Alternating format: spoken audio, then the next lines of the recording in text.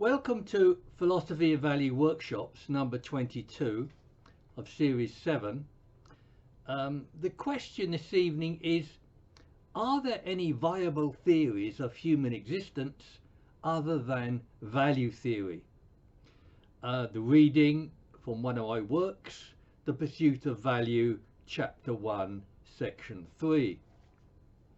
So in these workshops, I have been presenting the details of a particular, that is, a value theory of human existence. And that theory is headed by a principle of affirmation or will to value leading to a sufficiency of value. But without comparison or contrast to other theories, that claim has little meaning. So today I want to survey theories of religion, philosophy and human sciences in order to make that comparison. And more than that, I am asking if there are in fact any existing viable theories of human existence.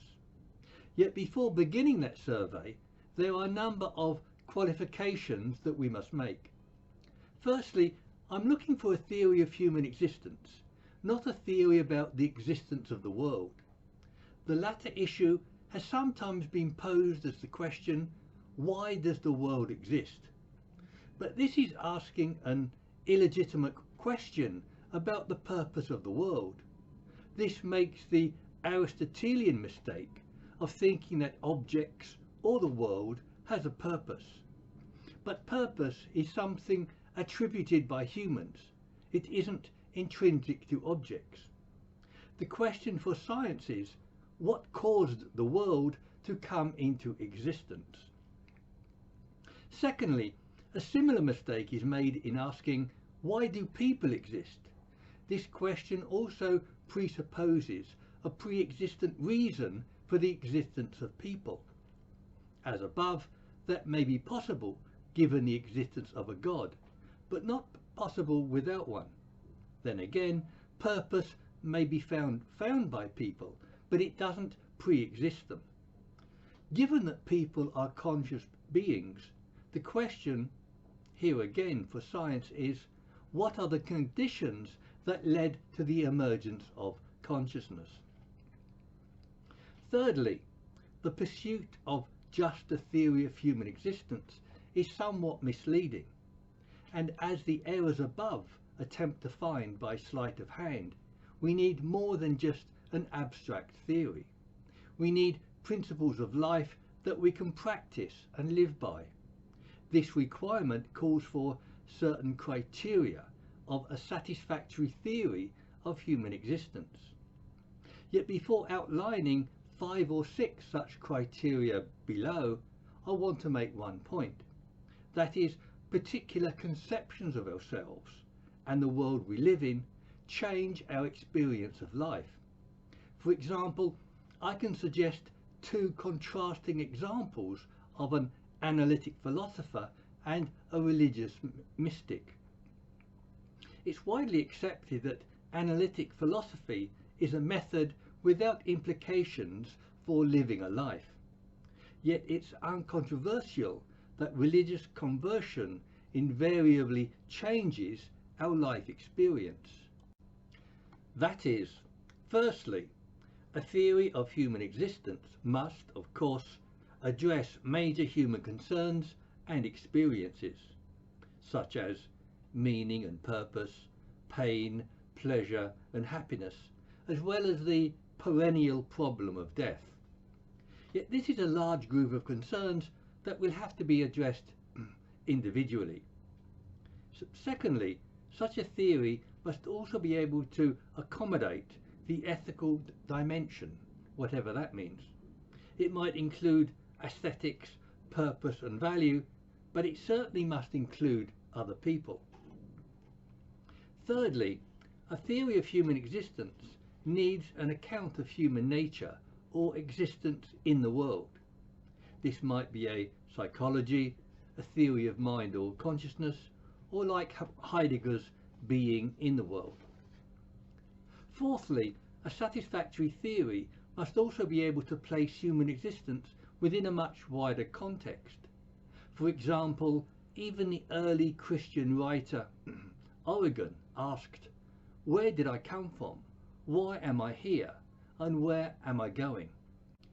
More contemporarily, Isaiah Berlin writes that only barbarians are not curious about where they come from, how they came to be where they are, where they appear to be going, whether they wish to go there, and if so, why, and if not, why not. These are basic questions about the origins and destiny that we would want to answer scientifically and philosophically. But we might want to answer them in terms of the origins of consciousness and human purposes. But they are still questions and answers that we need to pose and resolve. Fifthly, any theory of existence that we might have must be coherent and without any major theoretical gaps. And similarly, such must be explicit and not just a mythological account subject to myriad interpretations. And lastly, we could add a long list of other issues that we would want to be accommodated. And the more that can be accommodated, the more compelling will be the theory. Such issues would include truth, value, knowledge, will, happiness and motivation. The list is as long as the number of issues that can be considered. Yet in my view, it is possible to conceive of and attain properties that are not usually considered. These are, in my view, qualities and sufficiencies of value that other theories do not have or aspire to. These are noted above and explicated in other workshops. But we must now ask, how can we justify this particular list of criteria? We can justify it because without any one of the above, a theory would be open to invalidating criticism. So we can begin to examine various theories of existence for their satisfactoriness. Yet I won't be primarily asking whether these theories are true or false. This is because I want to compare their satisfactoriness to my proprietary theory of value. And for this reason, I'm able to assume that they may well be true. And this also relieves me from having to argue their truth or falsehood. It's both natural and chronological that the first theory of human existence that we should consider is religion. Again, it doesn't serve my purpose to question whether religion is true or whether God exists. My questions are about whether religion offers a model or comparison for a theory of existence. And it does have an explanation of the world as well as human purpose. And it also answers questions about suffering, ethics and death. So religion ticks a lot of the boxes listed above. To begin with, religion is a paradigm example of a theory of existence that asks fundamental questions. But neither religious questions nor the categories in which they are answered may be appropriate. My preferred account of religion is Ludwig Feuerbach's psychological projection theory. That is, mankind doesn't understand himself as he is, so he projects his understanding outside of himself. So mankind understands himself not as himself, but in terms of spiritual entities, God and gods. Yet on this view, knowledge of God is self-knowledge, which offers another means of self-understanding. That is, God is the mystery through which mankind understands the mystery of himself, albeit mythologically. And similarly, mankind's perception of God's love is thereby mankind's own self-love. But although illusory, religion identifies a need to be loved and offers a way to be loved. Yet religion has not yet assessed this need to be loved as a possible beneficence or a weakness. But Feuerbach claims that this projection of love and knowledge also makes mankind an object to his God. This implies that religion demeans mankind because God is seen as great and mankind is diminished. This eventually leads Feuerbach to view religion as something that should have never happened. Yet Feuerbach holds Christianity as the highest religion because it venerates mankind's true object of value, himself. Yet Christianity does this because God becomes man and Christ is a mythological representative of all mankind. And this provides the satisfaction of valuing the true object of value even in symbolic form.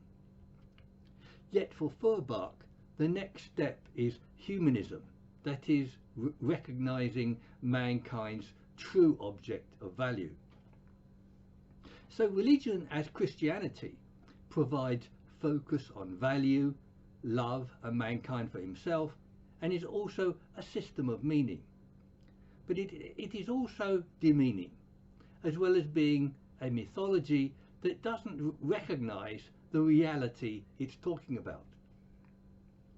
And recognition of its functions as systems of psychology and meaning would undermine its objectivity. The mythological aspect of religion is both its greatest strength and weakness.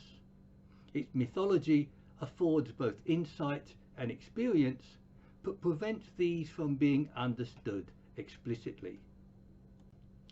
So, for example, religion looks forward to eternal life as an extension of human desire without knowing its implications.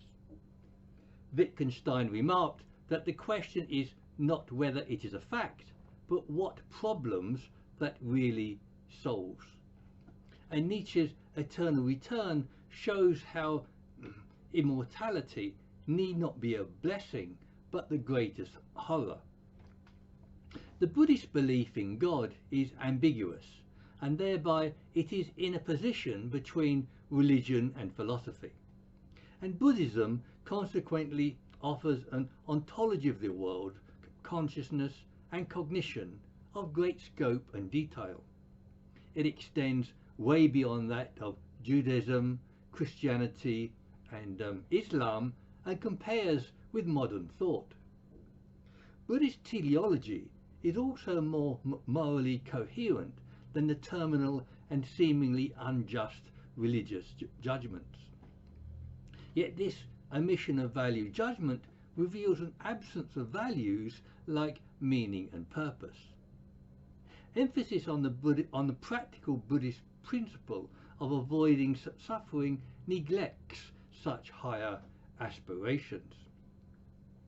The four noble truths of Buddhism are that 1. Life is suffering, 2. That suffering arises from desire and ignorance, 3. That suffering can be escaped, and 4. Liberation from suffering is right living and non-attachment. But practical considerations indicate that these noble truths are mistaken. Firstly, not all suffering arises from desire or ignorance, and it seems gratuitous even to give examples. Yet we could compare this idea to Sartre's extreme view that we are responsible for everything, and that suffering arises from ignorance is only true in a world of utopian science. And secondly, there are many forms of suffering that we cannot escape by such means as non-attachment. Apologists may dispute these challenges, but only at the cost of diluting these Buddhist teachings. Another serious limitation of Buddhism arises in its teaching of the not-self. The notion of the not-self seems to be confused with such ideas as avoiding ego inflation, absent awareness, in preconscious processing, and negations in consciousness. The teaching of the not-self has also led to accusations of nihilism, ranging from Nietzsche to Slavoj Zizek. And Zizek speaks of Buddhism, unlike Christianity, as evading the negativities in detachment and indifference. There isn't time to argue these points here, as I have done elsewhere. Yet my purpose is to show that Buddhism doesn't offer an adequate theory of human existence. This is due to just its teachings on suffering and its avoidance on value states and on the non-self. That is, without even considering the veracity of its metaphysics. Hegel's thought is deeply philosophical, but remains wedded to underlying religious ideas. Hegel is wrestling with the metaphysical dimensions of being and nothingness. For Hegel, both being and nothingness are enigmas that nevertheless apply across the whole spectrum of existence. They form a dialectic, later described by other thinkers in terms of thesis, antithesis, and synthesis. But Hegel himself differentiates such concepts and sets them in opposition to be resolved by reason. Yet his thought has both cosmological and religious dimensions as the absolute spirit working itself out in the world. One way that Hegel sees the absolute spirit, or Geist, or God, working itself out is in increasing freedoms. This begins historically with the freedom of kings and rulers, then for an elite, and finally for everyone. And this freedom is an actualization of an underlying will expressed in human rights. But despite Hegel's cosmological ambitions, he was surprisingly constrained by his own conventions. He thought of himself and the 19th century Germanic culture as the culmination of that historical process. And he not only dismissed India and China as aberrations that didn't fit his theory, but he also neglected the possibilities of life in the rest of the universe. And Hegel's philosophical position is often criticized as highly speculative or even contradictory. His view of the absolute spirit, for example, is dependent on theological presuppositions. Even Kierkegaard thought that Hegel's philosophy is only acceptable as a speculative hypothesis.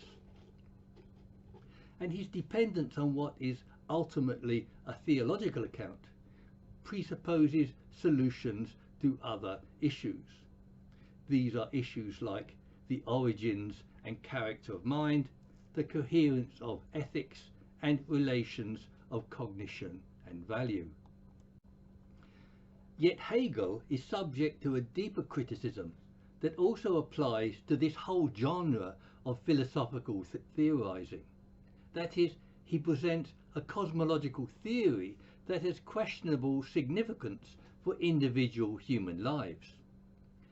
There are not only assumptions about the veracity of both his theory and his presuppositions, but also about the significance of cosmological theory for individual experience. That whole question of the relation of cognitive frameworks to human value and experience has been omitted. Hegelian and other theories of that type thereby fail to provide an adequate theory of human existence. We can also include Plato and Neo-Platonism in this thinking that sees no further than cosmological theories. And although more anthropocentric, Schopenhauer also falls into this genre of philosophy. Yet modern analytic philosophy also excludes itself as a candidate theory of human existence. It boasts of being a methodology of language, logic and reason that eschews substantive content. The methods of analytic philosophy are unashamedly taken from science. Like science, analytic philosophy isn't holistic, but understands things by breaking them into parts. Its criteria of correctness are logical certainty and linguistic precision and clarity. These aren't the methods required to understand or construct a theory of human existence. Unlike analytic philosophy, postmodernism engages with and comments on almost every aspect of human life, but it is hostile to the idea of any coherent or overall theory of human existence. Jean-Francois Lyotard defined the word postmodernism as an incredulity towards meta-narratives. Meta-narratives are overarching explanations like Marxism, religion, and even science. A key feature of postmodernism is the idea of and the rejection of privilege. And usefully, the rejection of privilege can be seen as the rejection of bias and the pursuit of neutrality. But privilege and even bias have been thought of an essential feature of a human perspective. Bernard Williams described this bias as one that we'd be better off not losing. And rejection of privilege is also a rejection of value central to my own account. Together with the rejection of meta-narratives and privilege, postmodernists also reject the idea of structure. For example, Jacques Derrida attacks the view that a finite structure can underline the whole network of a culture. That is, postmodernism typically rejects the linguistic, social and psychological structures of Saussure, Marx and Freud.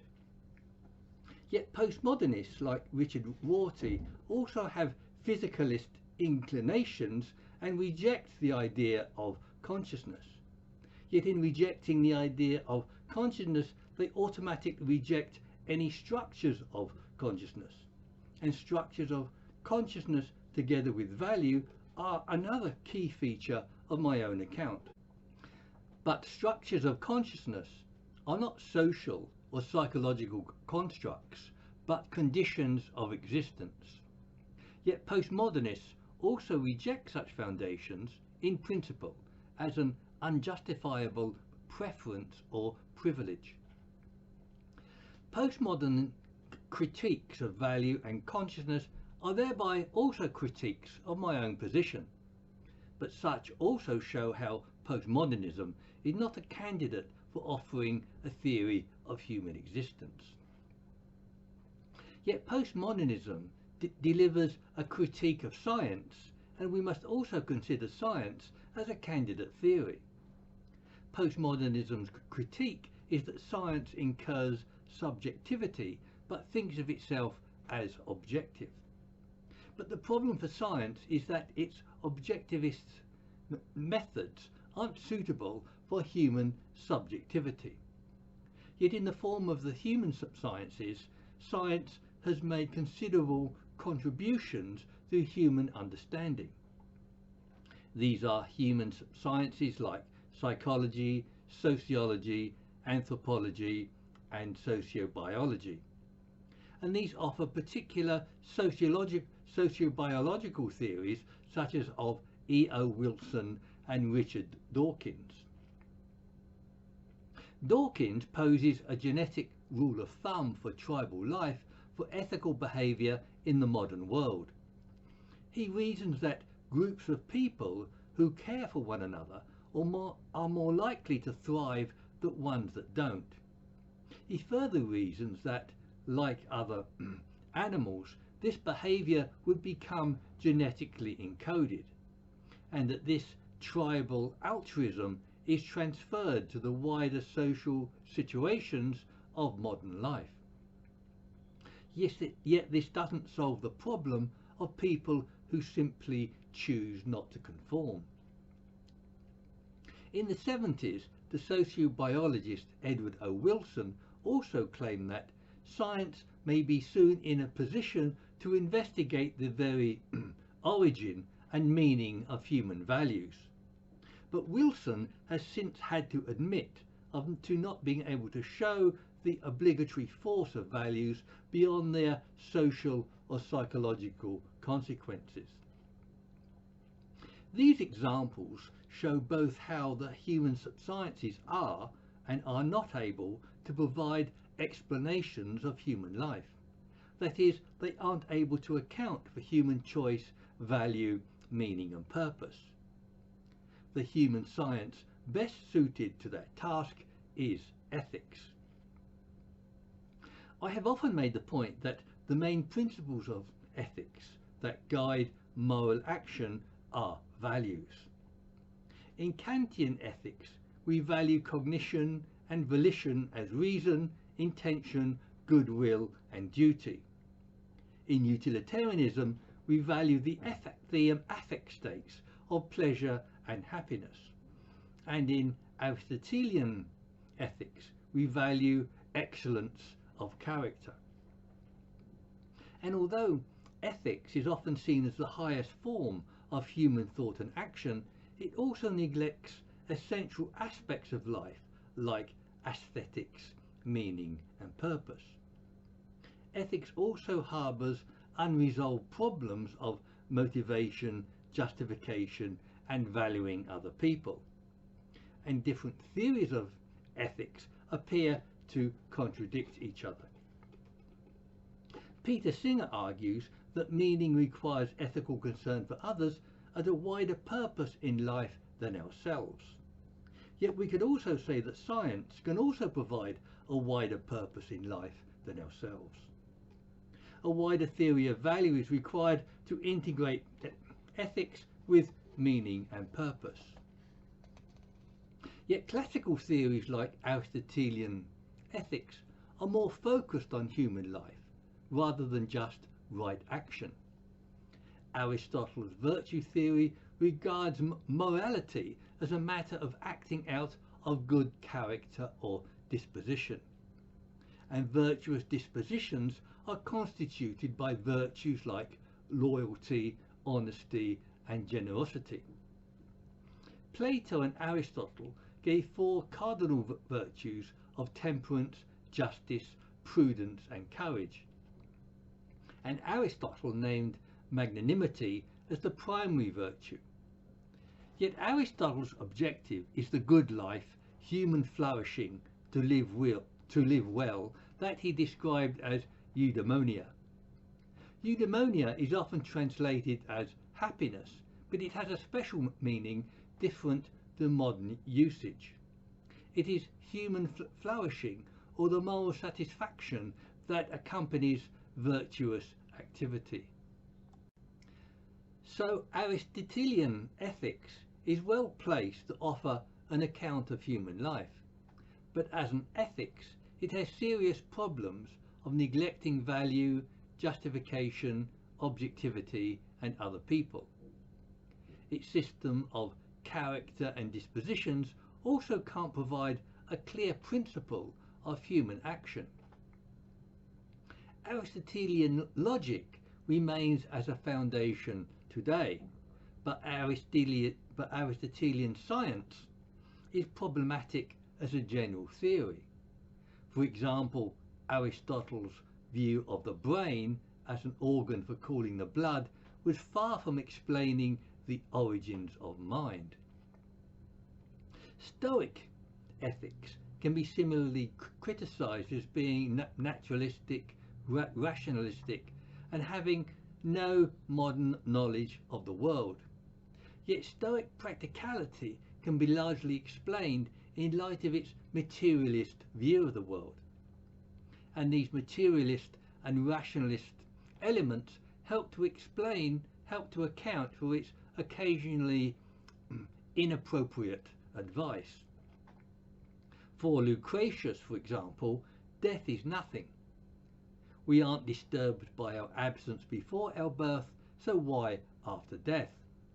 This isn't realistic. My future is different to my past. I invest in projects that I don't want to end. We have hopes for the future. We grieve for others, and they grieve for us. So in my view, the Stoic view of death isn't realistic, so cannot offer an adequate solution. Aristotelian thought and existentialism can be compared for their subject matter, but they also have similar failings and inadequacies at a theoretical level. Existentialism gives us phenomenological descriptions of human experiences like death, anxiety and hope. But it depends on phenomenology for its philosophical foundations. Yet phenomenology isn't a theory of existence. It's a philosophical method for focusing on consciousness. Nietzsche, however, rejected religion and orthodox ethics, replacing them with the will to power and aesthetic values. Heidegger described humanity as Dasein, seeking authentic being in the world in the face of death. Sartre added freedom and responsibility to the existentialist principle of authenticity, and he also added a theory of mind or consciousness. Yet by design, existentialism doesn't offer either a theory of the origins of mind or its cosmological significance. It may be a weakness or a strength that it regards consciousness as having its own independent significance. And despite its profound accounts of human life and existence, it's still subject to several limitations. Firstly, existentialism lacks underlying philosophical foundations for which it relies on phenomenology. Secondly, it is well known for its lack of an ethics and a developed theory of relations with other people. Thirdly, it can also be criticised for being unrealistic and unfinished in its analyses of human experience.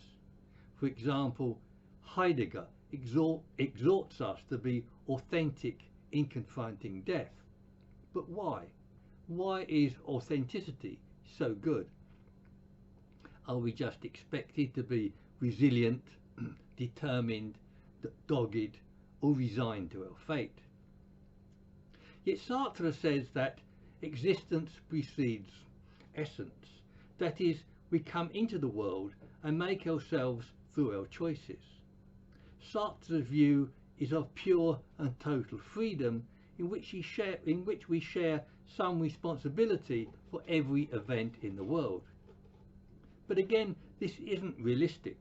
Our freedoms are conditioned and constrained in all sorts of ways. Hubert Dreyfus, for one, criticises how existentialists tend to assign meaning to things without restraint. He criticises Nietzschean and Sartrean autonomy that seeks to impose itself on the world. He singles out the author David Foster Wallace as imposing meaning on life in acts of will and control.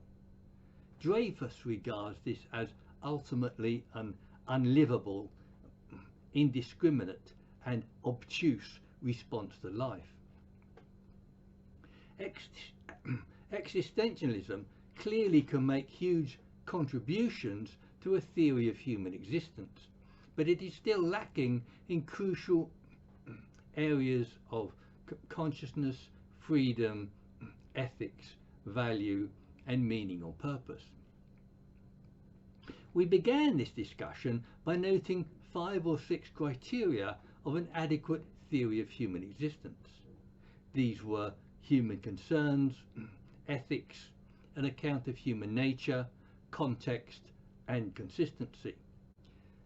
But something else may be needed in an unexpected discovery of a black swan.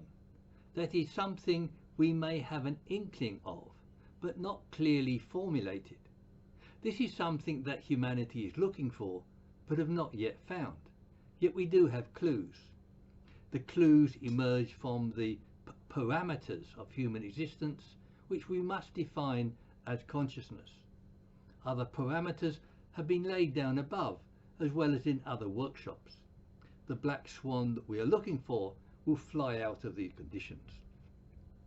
Yet my conclusion is that, having surveyed the main candidates for a theory of existence, none is adequate. And I must reiterate that we need more than abstract theory, we need principles that we can live by. So again, with some trepidation, I offer a value theory of existence as a viable alternative. That is, value is a constituent of consciousness that not only helps to explain the origins of consciousness, but also provides solutions to problems of consciousness not found in affect, volition, or cognition. The suggested principle is an affirmation or a will to value leading to a certain sufficiency of value. I suggest this here because I don't want to just give a critique without offering an alternative. Yet I look forward to others offering candidate theories of human existence that I may have missed out. So let me have your comments or criticisms at the meeting or on websites like YouTube or meetup.com.